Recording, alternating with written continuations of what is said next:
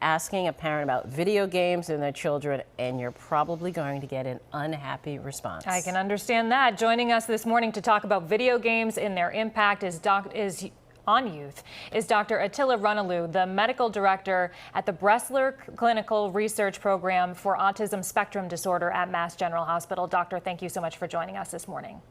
Thank you for having me. Good morning. Yes, there is a lot of concern about the violence, the suggestive behavior.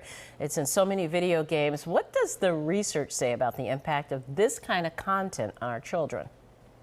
There's a lot of concern, as you mentioned, but the research so far has been equivocal about the effect of the violent content on kids or the players. But what we see in research repeatedly and consistently is the circumstances rather than the content of the video game has a lot of effects that we don't notice or goes unaddressed. What do you think parents should know about the importance of access to video games?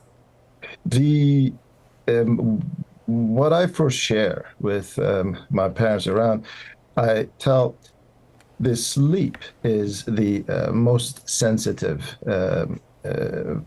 part of a child's life, with that the effects of any video games on that child's attention, academic performance, and athletics is mainly mediated by its effect on sleep. So taking measures to, first of all, protect the sleep is the first thing that they should focus on. I think that's also follows with the previous segment here. We just talked about how important sleep is.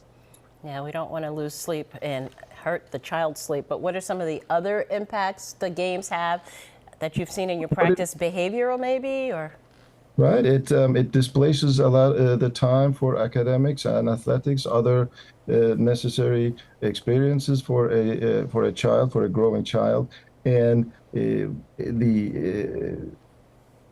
problems sometimes coming off the video game, the agitation on a kid, resistance to these breaks or the limits. These are the main problems I see and I hear from parents.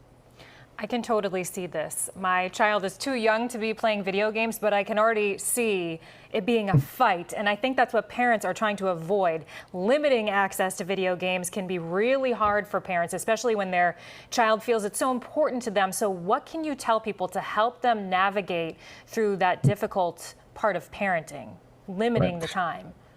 Limiting the time would start with the location of the video game or the digital media of it, and the amount spent on it, or the time, that is duration spent on it, is where I would start. We know the research so far shows us the day of the week of the play, the content, limiting these has little or no effect on a child's video game habits. But starting with this amount of the duration and the location of that digital media access is important.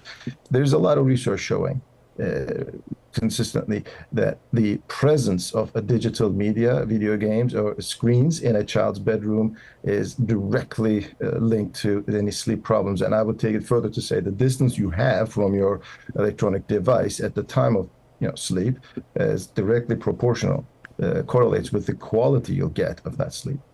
Starting with location and the duration. Thank you so much for that important guidance, Dr. Jay Ranelu. Thank you for joining us. Enjoy the weekend.